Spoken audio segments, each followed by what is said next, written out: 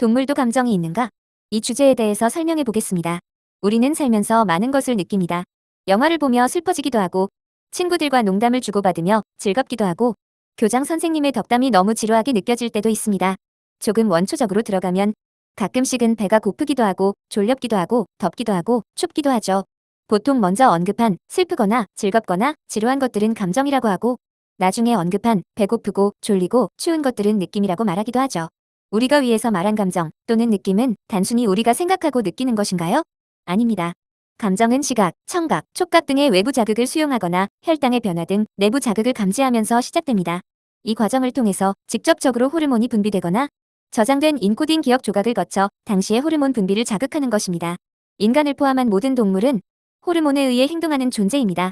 반대로 호르몬이 분비되지 않거나 수용되지 않는다면 행동하지 않습니다.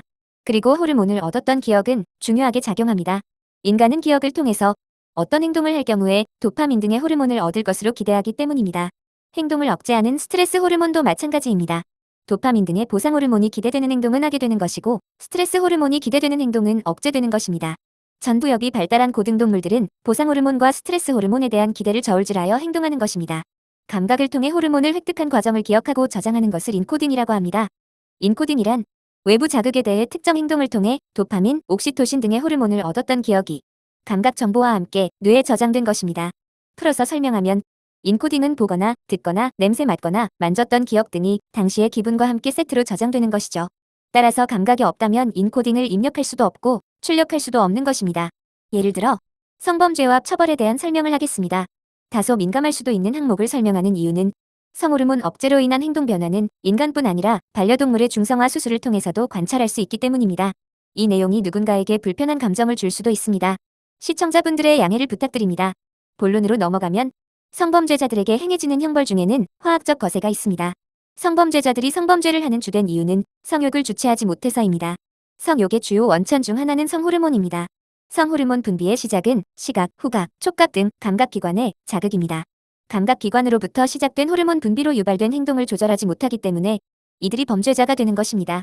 몇몇 국가는 일반적인 처벌로 개선의 여지가 보이지 않거나 보일 기미가 없는 사람들에게 성호르몬을 강제로 억제시키는 화학적 거세라는 처벌을 합니다. 화학적 거세를 당한 사람은 성범죄를 다시 저지를 가능성이 일반 수감자보다 현저히 줄어들게 됩니다. 하지만 이들의 성행위가 완전히 중단되는 것은 아닙니다. 그 이유로는 화학적 거세를 당하기 이전에 성호르몬이 분비되었던 기억 때문입니다. 성호르몬 분비가 안 되는 상태에서도 과거 도파민을 얻은 기억만으로 쾌감을 기대하게 되는 것입니다. 영화에서 빨간색의 19금 딱지만 봐도 기대감이 생기는 것처럼요. 이제 인간이 아닌 동물의 사례로 바꿔보겠습니다. 수컷 반려견에게 중성화 수술을 시키는 경우가 있습니다.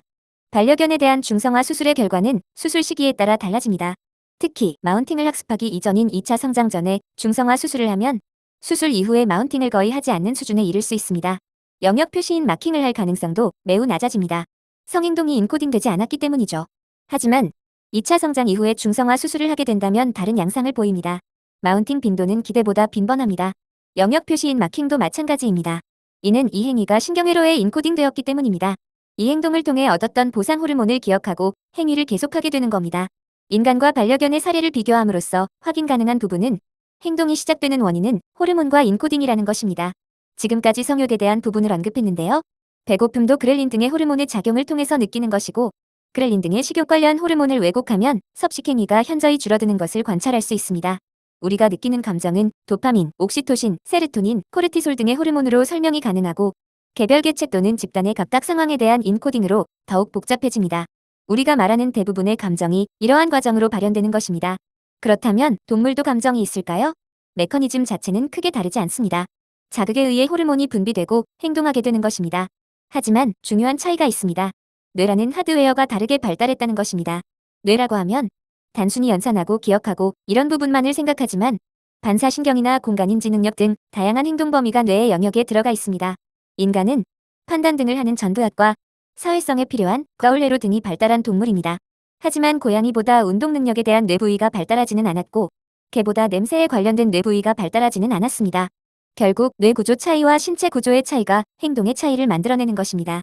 따라서 고릴라가 가슴을 치는 행동을 하는 것처럼 어떤 동물들은 인간과 유사한 신체 구조로 보임에도 인간의 관점에서는 이해할 수 없는 행동을 하는 것이고, 코끼리가 동료의 죽음을 애도하는 행동을 하는 것처럼 어떤 동물들은 외형적으로 전혀 다른 구조임에도 불구하고 인간이 공감할 수 있는 행동을 하는 것입니다.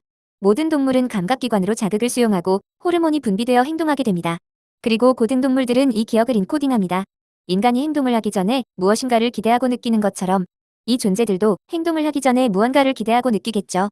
결과적으로 인간이 아닌 동물도 분명히 감정이 있습니다. 인간과 다른 양상으로 표현될 뿐입니다. 마지막으로 정리해드리겠습니다. 호르몬에 의해 시작되거나 호르몬에 대한 기대로 시작되는 느낌을 감정이라고 합니다. 이것은 우리에게 기쁨이나 슬픔, 쾌락, 두려움이라 부르는 기분을 제공합니다. 이 메커니즘은 인간이 아닌 동물에게도 일어나는 과정이며 고등 동물일수록 인코딩이 정교해집니다. 인간처럼요. 인간과 인간이 아닌 동물 모두 같은 메커니즘이 있기 때문에 결국 동물도 감정이 있습니다. 뇌와 신체 등의 하드웨어 차이와 살아가는 환경에 의해서 다르게 인코딩되고 표현될 뿐입니다. 문명을 신경회로 관점에서 분석한 유일한 책, 사회부 적응자, 인간에서는 이런 통찰을 더 깊이, 더 논리적으로 다룹니다. 이 내용을 재미있게 보신 분께 이 책을 추천드립니다.